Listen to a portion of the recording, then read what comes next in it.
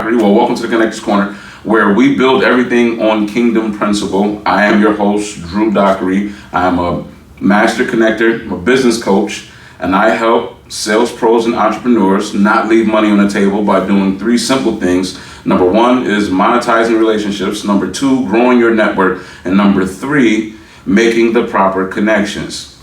So it's been a while since we last spoke. I did tell you guys I was going to give you this little formula for how you go into those rooms, because last talk I think we talked about the $1 billion room. So today we're talking about the A3 formula. Now this is what's going to give you all that you need to operate correctly while you're in those rooms. Also, before we get into that, shameless plug, you definitely want to get this book, the Connectors Handbook. If you don't have it, you're gonna need it for what you're trying to build. Obviously, you definitely deserve to have it in your repertoire. Just something extra to give you guys some extra skills when it comes to networking, making sales, and making those proper connections. So, the $1 billion room. The A3 formula is broken down into three sections. So obviously, hence the three.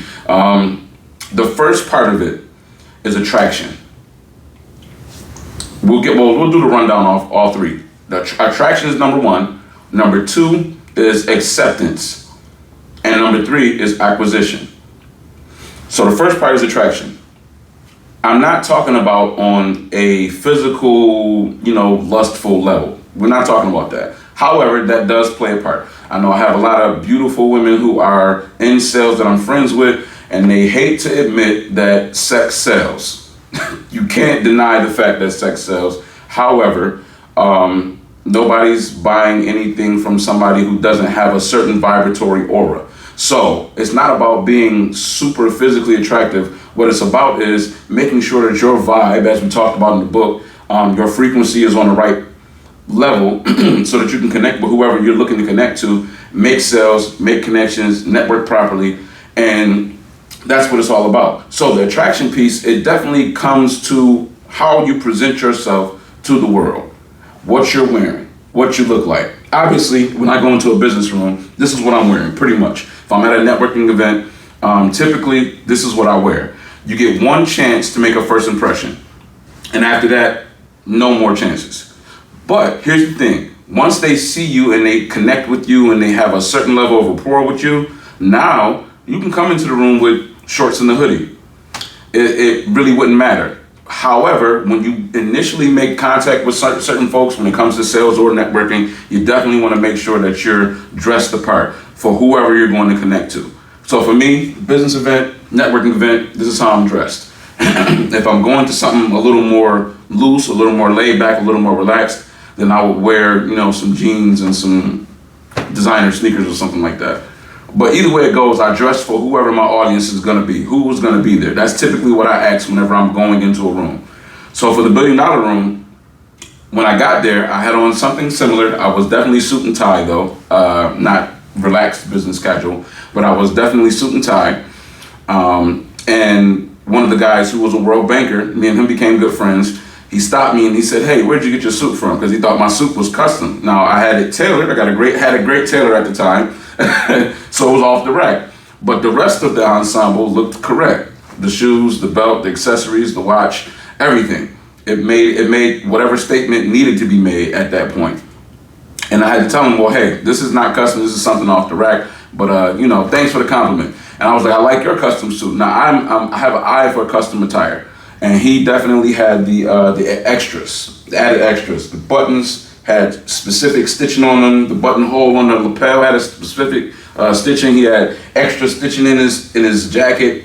Had his name put into his jacket. The interior of his jacket was a different color from normal coats that you would see at the store or even in custom shops. So you could just tell it was a good custom job. And he connected me with some gentlemen here in Buffalo, New York. This is free advertising for them. Bureau.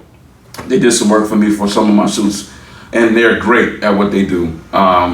So if you're in Buffalo, go check them out. In Elmwood, give them a call. You definitely have to make an appointment to do that. But either way, attraction is the first piece. So you want to make sure that you look good, smell good, and you're well groomed for the most part. Now, after we have attraction, You want to be able to pull people into your world after your physical appearance or everything about you is already set up. Remember, we want to talk about how you're presenting yourself to the world. So how you're presenting yourself is key. That's going to pull people into certain conversations with you, right? It'll make people more at ease or have more rapport with them depending on what you're wearing. So for that reason alone, you want to make sure how you show up is how you want to be perceived.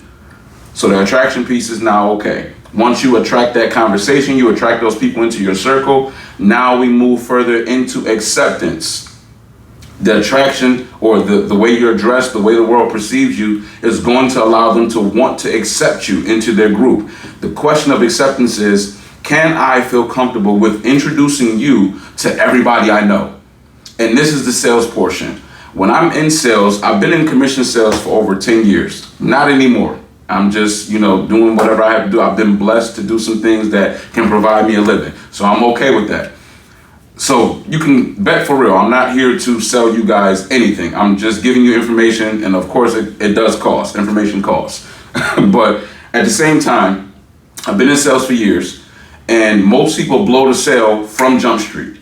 Either they're not looking the part, they don't sound correct, and they don't have a certain perceived frequency or vibe when they connect with people. So the question is, can I introduce you to my network? Whenever you're networking with people, they want to be comfortable enough to open that door, usher you into certain rooms. That was how I got into the $1 billion room. I didn't get there because somebody just put me on a list. No, I was ushered into a room that I wasn't even supposed to be in based on who I was connected to at that time.